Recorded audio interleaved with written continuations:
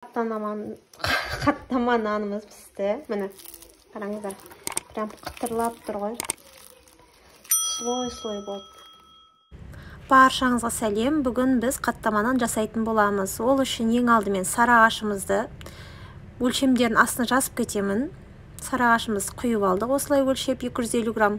Ішіне бір жұмыртқа, бір қасық тұз, ұнымызды ситадан өткізіп, бір қалыпты қаттылау ғып қамыр илейміз. Қатты дегенде тас қатты лағманға сияқты илемеңіздер, сәл жұмсақтау лағманның қамырынан. Жайылғанға ыңғайлы болатындай ғып илейміз. Міне осындай. Басып көрсетем, қараңыздар. Осындай қамыр болу керек. Міндетті түрде қамырды екі қайтарып алыңыздар, демалдырып. Сол кезде әдемі болып шығады қамырыңыз. Міне мен бір зуала қамырға үстіп алдымен қолмен жайып алдым. Одан кейін оқтаумен жаямын.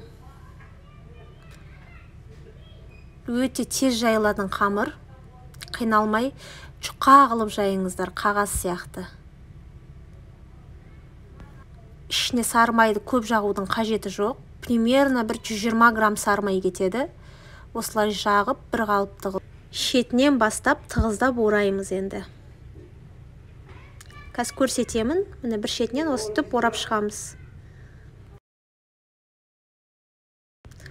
Осылай қайырып, холодильникке кемінде жарты сағатқа қойып қоямыз.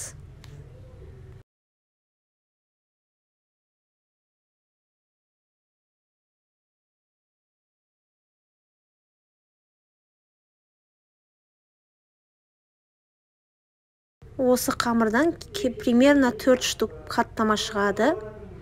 230-250 граммнан бөліп аламыз. Заказға жасайтын болсаңыздар 250 граммнан бөліңіздер. Сол сатылатын қаттаманың өлшемі. Міне осындай болады. Енді жұқалап осылай жайып шығамыз. Сіздерге лайфхак болсын. Қазанның крышкасына, егер табаларыңыз үлкен болмаса, осы қазанның крышкасына істеңіздер. Бір тамшы сармаймен қуырасыздар, бір қасықтап салып. Осылай айналдырып отырып пісіресіздер. Қолдарыңызға матастап алып айналдырсаңыздар болады. Болмаса осындай прицепканың көмегімен естіп айналдырып тұрыңыздар. Қатая бастаған кезде қаттаманы екінші бетіне аударамыз. Қатайды екінші бетіне аударамыз осылай.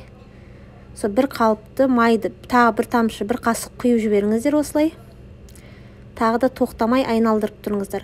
Өте баяу отқа пісіріңіздер, сол кезде қаттамаларыңыз қытырлап тұрады. Егер қатты отқа пісірсеңіздер, қаттамаларыңыз жұмсақ болып қалады, қытырламай қалады.